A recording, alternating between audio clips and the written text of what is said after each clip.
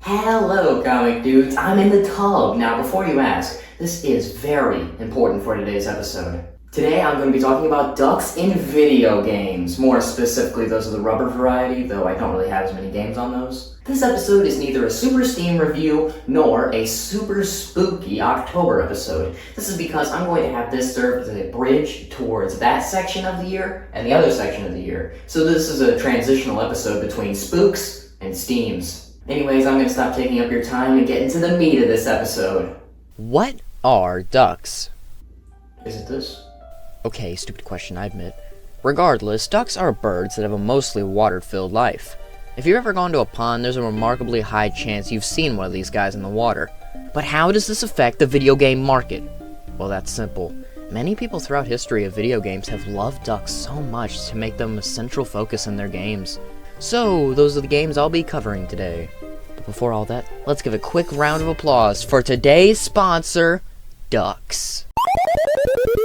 Duck Hunt, one of the most iconic games to be released on the NES, not entirely on its own merit though, as a lot of people got this game just because it came with the system for no reason further. This game heavily relies on the NES accessory called the Zapper. The Zapper is the precursor to all of those silly console gimmicks we see today, but here it was extremely innovative. You play as a degenerate wrapped in full camo clothing number 2323, shooting at local wildlife with your shotgun, which, might I add, has some inconsistencies. When starting a game, you're sent into a grassy pond area where a bunch of ducks fly up from behind the grass. With your zapper, you need to strategically aim and try to shoot them down to the ground for your pet dog to grab for you. Despite how iconic this game is, Nintendo practically never touched it, only ever to be seen in virtual consoles and such. We're sorry. However, in 2017, a studio called Stress Level Zero created a VR version of Duck Hunt called Duck Season. Nintendo lawyers will never get to us now. You can go inside the game and play the game as usual, you know, shooting ducks, shooting dogs.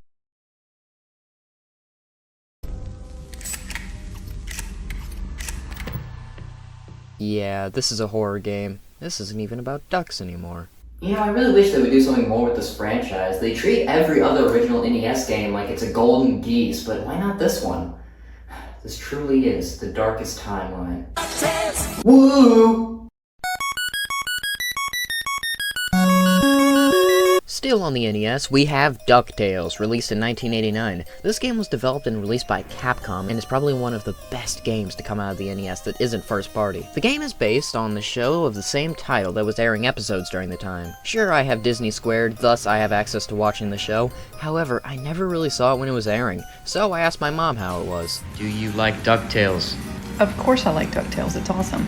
In the game, you play as Scrooge McDuck, who is the main character in Ducktales. You can walk, jump, and attack like normal, which is all fine and dandy, but the real gameplay of this game comes in when you hold attack after jumping. Doing this initiates the pogo jump and is by far the best way to do anything in this game. Enemy in your path? Pogo stick. Treasure out of reach? Pogo stick. Financial burdens? Pogo stick. Just like the show, Scrooge McDuck in this game only cares about getting money, so in all of the different worlds you go through, getting money and artifacts are a priority. You can't go anywhere without accidentally grabbing a $2,000 jewel that's the size of your entire body. I call that counterinflation. And there are a lot of hidden paths and such to keep you on your toes while playing. As much as I love this game and think it's one of the best the NES has to offer, I do think there's a superior way to play. That's right, remake time!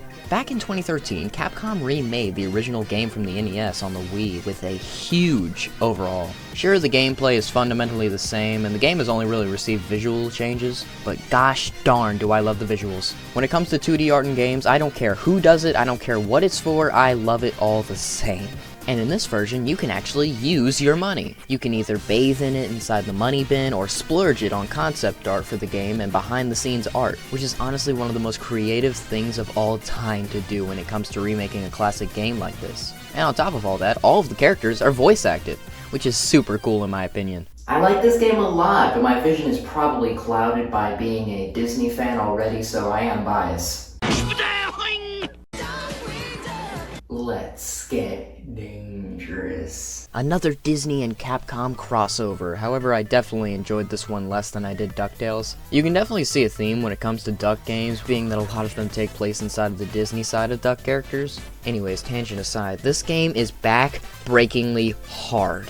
There are enemies that are just there to make your life difficult, platforming that is more tight than it needs to be, all on top of general NES jank. It's very easy to tell that this game was heavily based on Mega Man, and since it was made by Capcom, most likely looked nearly identical on the internal side of the game. Darkwing's gun, which might I add, he doesn't really use all too much in the show to begin with, acts the exact same as Mega Man's weapon. And how the game is structured, allowing you to choose where you start from, Mega Man fans are definitely cheering as we speak. Gameplay and all that aside, Disney games on the NES definitely looked good. The pixel art was some of the better stuff to come out of the licensed NES games. Overall, this game isn't all too dissimilar to Ducktales on the NES, so I'll just move on.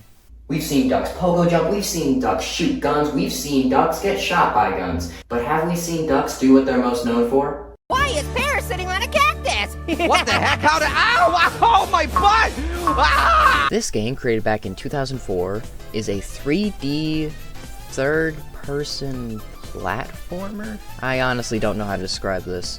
The game is structured like a TV show by having each level/section of the game be designated with different episode title cards, which Pizza Tower would shamelessly steal 20 years later.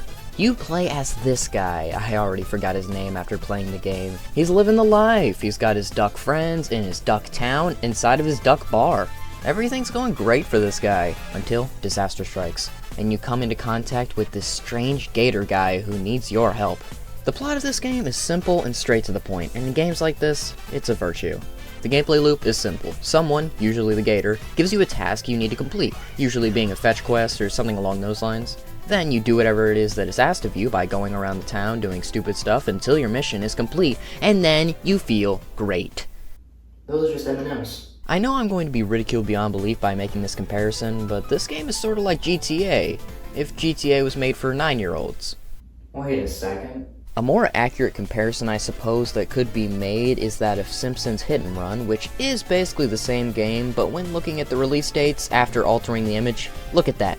The Simpsons copied sitting ducks.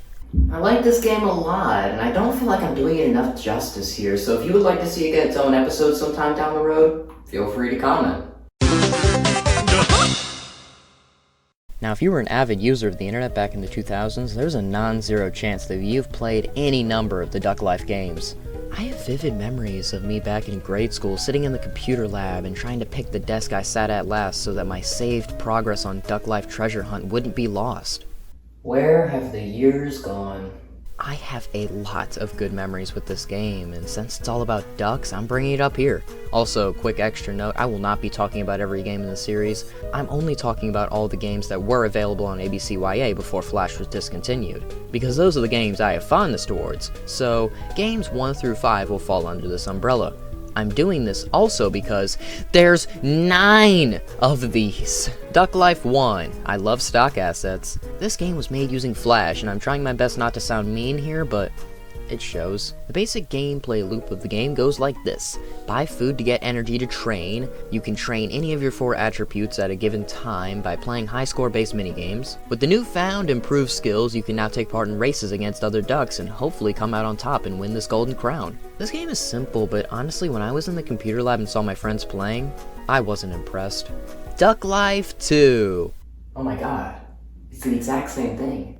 Duck Life 3. Oh my god, kill it now! The changes here are simple. You can pick yourself a starter Pokemon which has an improved stat so that you can get a head start in that department. And this game also introduced what I can only describe as body horror in the form of the ducks becoming super buff when you train them enough. Duck Life 4. I had no idea this game existed. I thought Duck Life Treasure Hunt was 4, so this game just throws everything I thought I knew about the series out the window. This game is more of the same, but I am glad they went back on that buff mechanic because god, I hated having those nightmares. Duck Life Treasure Hunt, by far my favorite entry in the series. This was an extreme detour from the tried and true formula Duck Life had going at the time, which was one of the best things they could have done. And they went back on this very great change only 1 installment later. In this entry, all you have is one button, and it lets you fly. That's it. You use this and this only to dodge anything and everything in your way.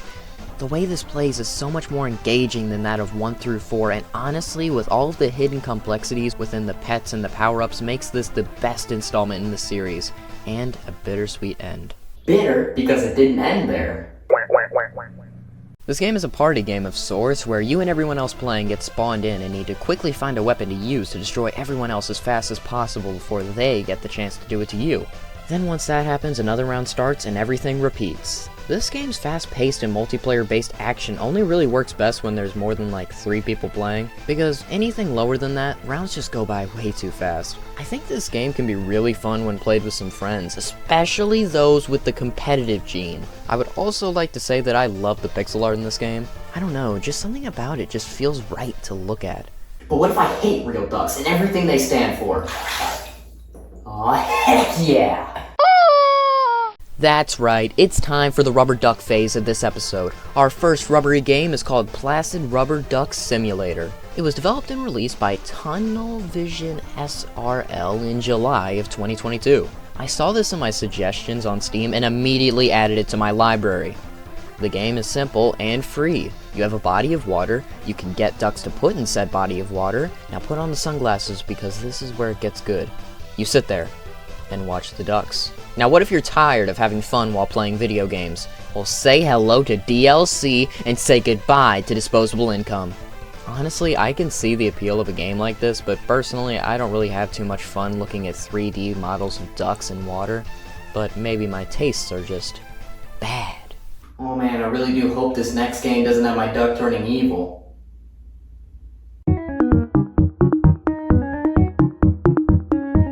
Beginning of the end. Duck Simulator 2 is the second entry into the Duck Simulator franchise. What franchise is that? Doesn't exist. You click on this here duck, get dollars, then spend said dollars to get more money from your clicks. Just about every other clicker game behaves exactly like this. This truly is the Dark Souls of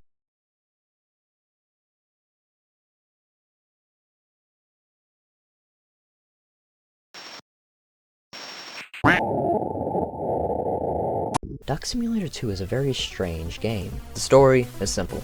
An indie dev wanted to make a game about ducks when all of a sudden, the duck PNG in the code gets a mind of its own and begins to corrupt the program. But the gameplay is very randomized and odd. After you beat Clicker, you go to a 3D FPS title, and you end your journey on a top-down 2D Undertale-inspired RPG game. The writing in this game is honestly pretty funny, especially at the ending part. And sure, this game may not give me 100 hours of playtime, but for what it is, I got a solid kick out of it. There are even pizzas hidden everywhere that you're challenged to collect, which is also nice. Anyways, at the end of the game, after you've gone through your entire journey, you're able to face off against the super scary evil ducky. I did it. As much as I love ducks, especially as the rubber variety, I think we're gonna have to cut our duck adventures short. Just for now. I'm very certain that I've missed some duck games that are probably cult classics, and I'm sure you'll remind me of them, but I think I have all the bases covered here. I was purposely non-descriptive on a lot of these games, because maybe someday I might make them into their own episodes, or talk about them in more detail later down the road, so that's probably why. Now if you'll allow me, it's time for me to play with some duckies.